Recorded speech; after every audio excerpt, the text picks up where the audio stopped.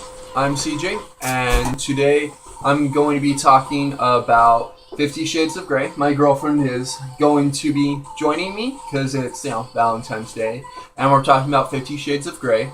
Um, yeah, which is just awful, as you can tell by my girlfriend going.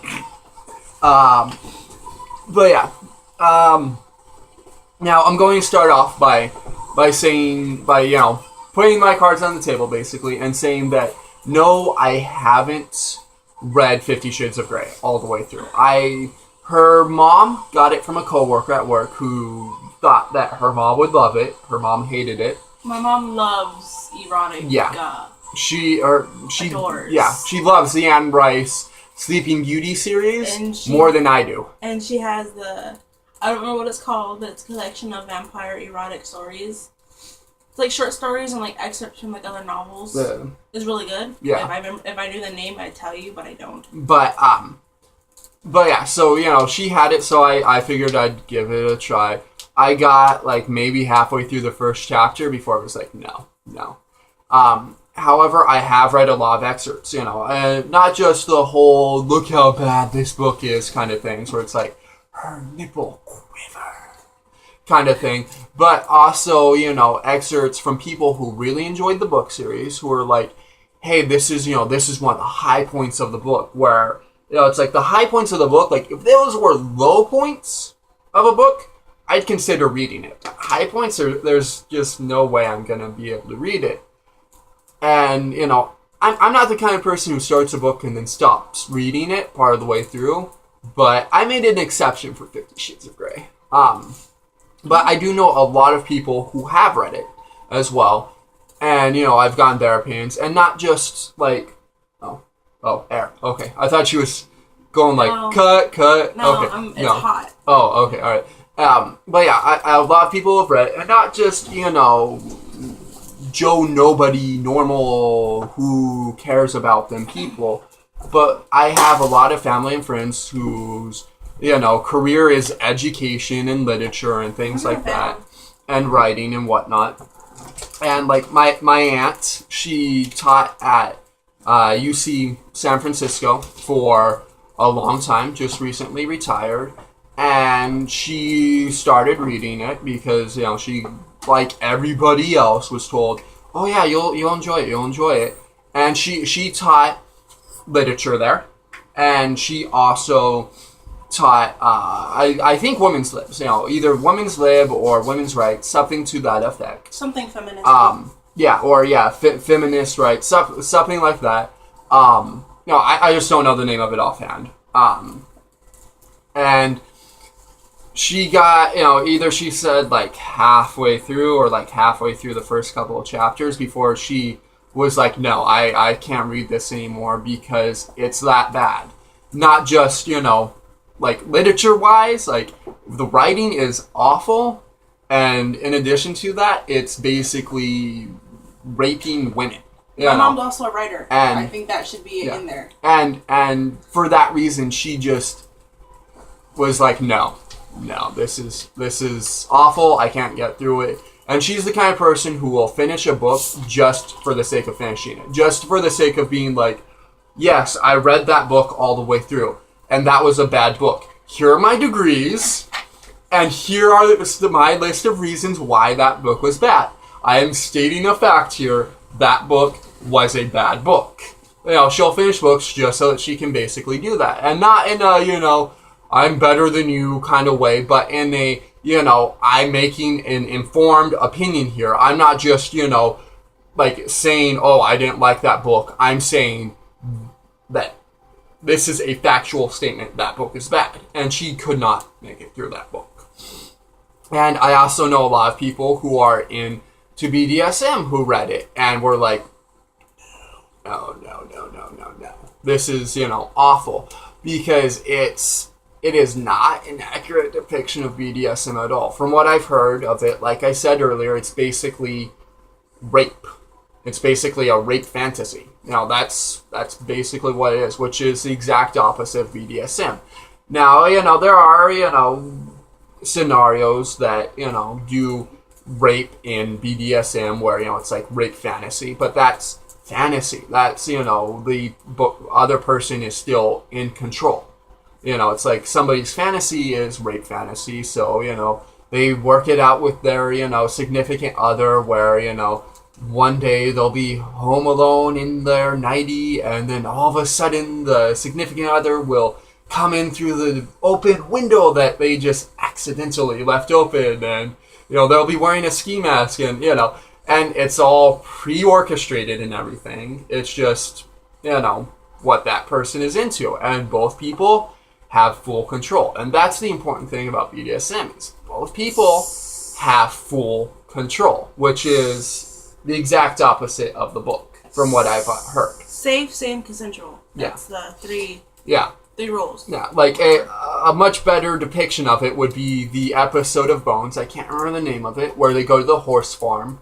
And, you know, that episode focuses around pony play, but, you know, there's a really good line at the end. I can't remember exactly how it goes, but it's something to the effect of, you know, like, you know, Agent Booth, he's like, you know, why would two people enjoy that and think that that's better than real sex? And, you know, Bones is like, or, you know, I think it's Bones, or, you know, might have been somebody else, is like, well, you know, it's about, you know, exploring boundaries, like knowing the other person's limits, knowing their limits, going directly to the limit and stopping right there where, you know, they're still safe, or, you know, knowing when you can bend the limits and go beyond the limits and push them further, but not going so far that the person feels uncomfortable or unsafe or anything. That's what safe words are for.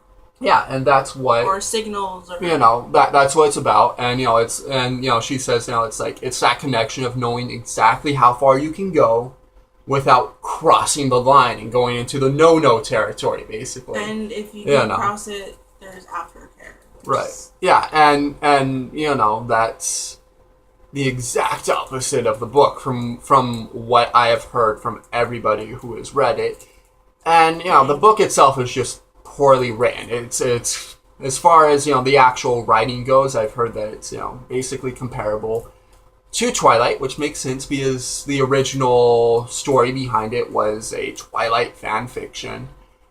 And for some reason, people like badly written things all of a sudden, which makes no sense whatsoever to me, but people like poorly written things, because apparently people enjoy people who talk like this.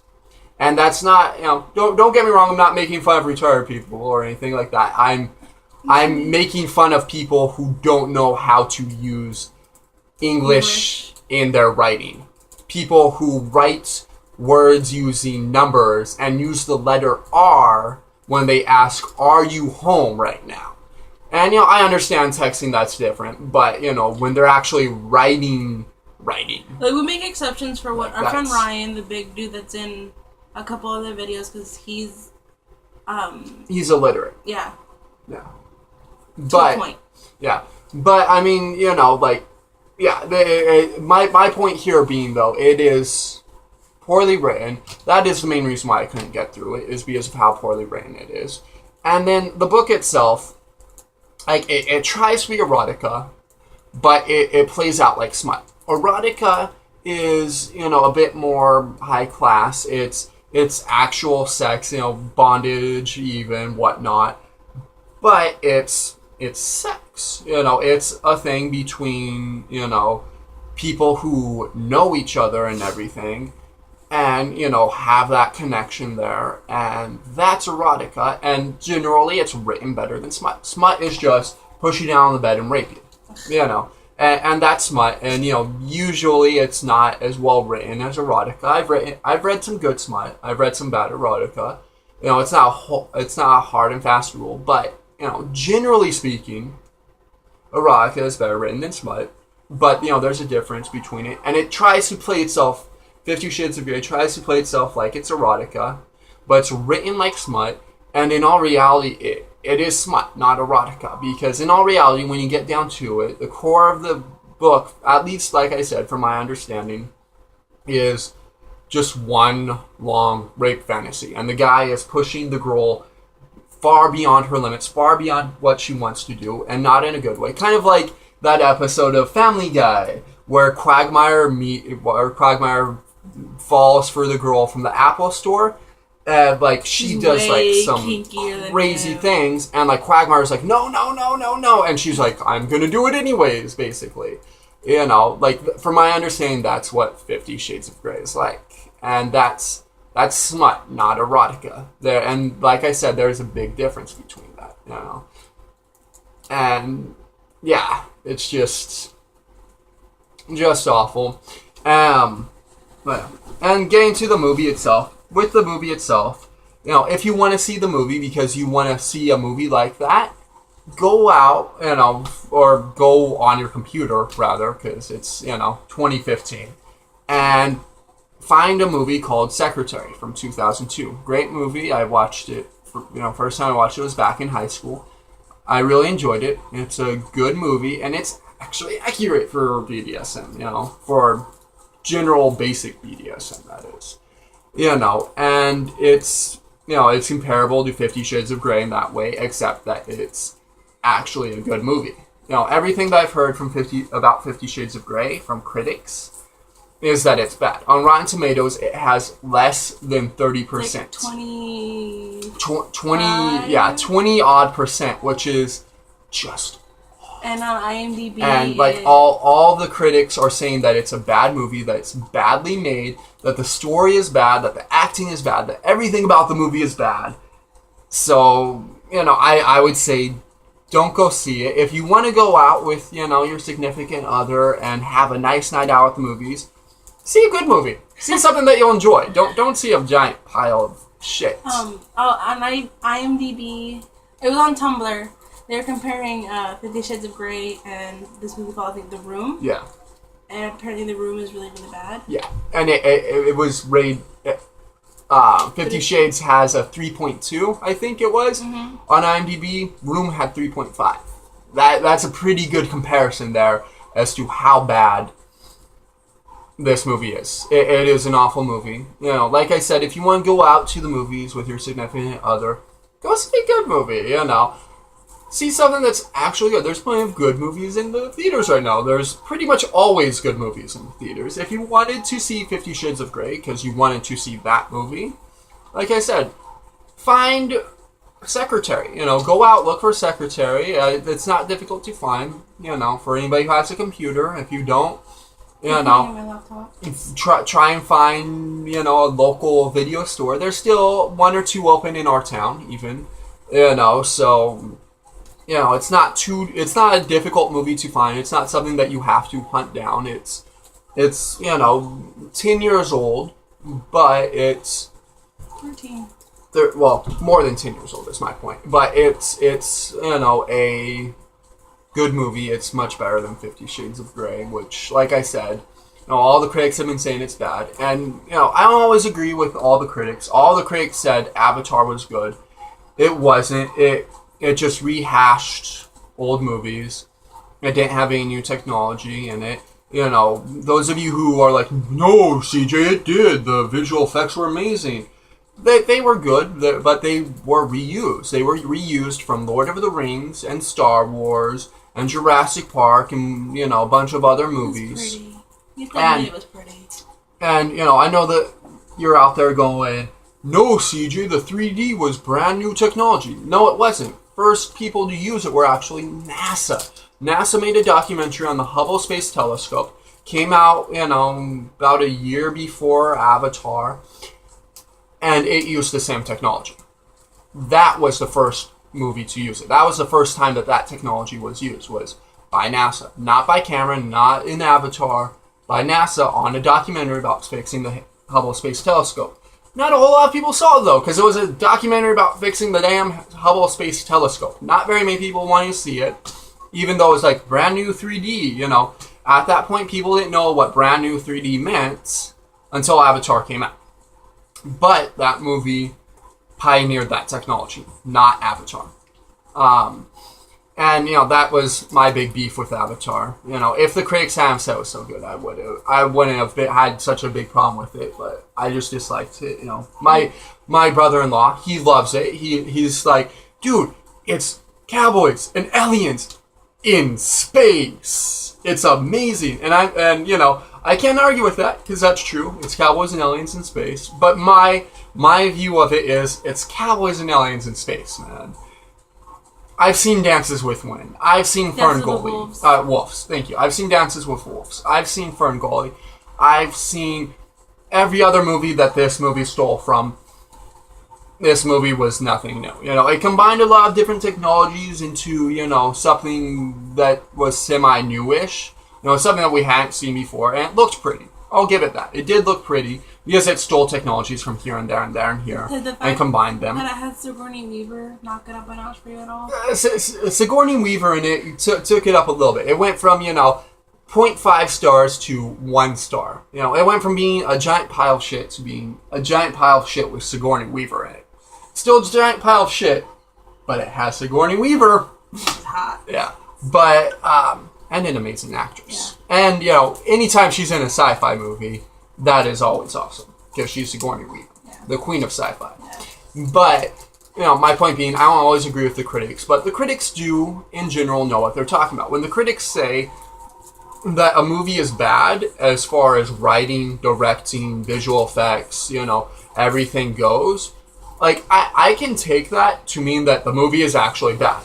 They have gone to school for it. They do this for their job.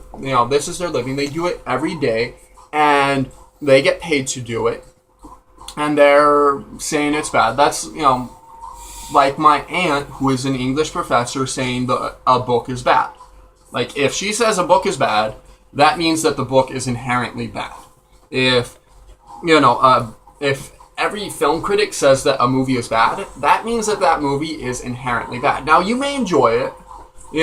I enjoy watching, Batman Forever and Batman and Robin every now and again. Batman Forever or a lot more so, because Jim Carrey is the Riddler. He was actually really good in it. But, that movie is considered a bad movie. And I have to agree, it's not a good movie. I really enjoy Vampires Anonymous. Which, if you haven't seen it... I enjoy it. And, with 50 Shades of... Vampire, Vampires, if you haven't seen it, it's super cheesy. It's about this vampire that goes basically into Alcoholics Anonymous. It's awful. I asked my mom if I could watch it, I think when I was 12, and she said, yes, it's so bad, I'm going to let you pass. I loved it. Yeah. And everybody thought it was bad. Yeah. And, there's also movies like Plan 9, where it's so bad that it's good. Oh, I love Plan 9. Plan 9 is great. Vampira. But, there are movies where the critics say it's horrible, and, people enjoy them, and, you might enjoy it, just because it's a bad movie doesn't mean you aren't going to like it, But it does mean that it's a bad movie. You shouldn't be expecting very much out of it. And like I said, I'd recommend not seeing it at all. I'd say go ahead. If you want to go out for Valentine's Day, see a good movie. If you want to see a 50 Shades of Grey-esque movie, see Secretary. Great movie. It's like going to watch something with Elvira in it and not expecting any boob jokes. That's basically yeah. Speaking of Elvira and boob jokes, her album, my Two Big Pumpkins, great album, by the way, people. As far as an album by Elvira goes. But that's like watching Elvira Mistress of the Dark, her movie. And great movie, I love it. But yes, bad movie. Have state of the art special effects as Vampira. Because it's Elvira, and then you see that most of the things is just a really, really bad puppet with a book thrown on Elvira, Mistress of the Dark, great movie. But, as far as actually being a movie goes, horrible movie, bad movie, but I love it. Oh, God. And, 50 Shades of Grey may be that way with you, if it is, whatever. But, like I said, I'd recommend just avoiding it. Watch a good movie if you want to take your significant other out to see a movie on Valentine's Day. If you want to see something that's like 50 Shades of Grey, like I said, Secretary is the way to go. If you're interested in getting into BDSM because of 50 Shades of Grey, don't follow what they do. Because 50 Shades of Grey is not BDSM. Like the lady who wrote it said that she was into BDSM for a year. That was disproven by some journalist, a while back. And, she's not. It's completely inaccurate. Go. My advice. Like, that's speaking as somebody who has been into BDSM. It is a completely inaccurate portrayal. Our advice, go to FetLife, create an account. You might meet a couple of creeps. Might? Okay, you will. You will. You will meet a bagillion creeps. You will meet the people who think that they're doms when they're just psychopaths who... Yeah. Like the main character from 50 Shades of Grey. And, like, a lot of people who think that that's what a dom is. It's not. Like the people who read 50 Shades of Grey. Yeah. But yeah, you will meet people who will talk you through things, who will explain things to you. One of the reasons why I did leave FetLife was because of creeps. They weren't respecting the rules that I had set, the rules that were set by him, and so I just left because you will meet creepy people in the lifestyle. Yeah, you'll meet creepy people everywhere though. Yeah, it doesn't matter, but especially in BDSM, you will meet some creepy people. It's just fighting like the few golden nuggets. Yeah. Go to the old timers. The old timers know what they're doing. Yeah. But on that note, I think that's where we should cut it. Alright, yep. Yeah, thank you very much for watching. If you liked it, go ahead and like it. If you disliked it, go ahead and dislike it. I don't care. Just means you were watching and paying attention. If you have any questions or comments, go ahead and leave them below. If you'd like to see me or her or both of us talking about anything in particular, let us know. We can talk about literally anything. I mean, at this point, I've made films on everything from, tobacco farming to Star Wars to 50 Shades of Grey to magic. I mean, literally any topic I can talk about. If I don't know about it, I'll let you know. I'll be like, hey, I don't know about it. I'll take a week or so, find out about it, and then I'll make a video. But, yeah, anything you want to see, let me know. If you just want to see more of me talking in general, go ahead and subscribe. Anything else? We'll try and find links for everything and put them below. About it. That's all I got. Alright, yep. Thank you all very much for watching. I hope you enjoyed it. Bye.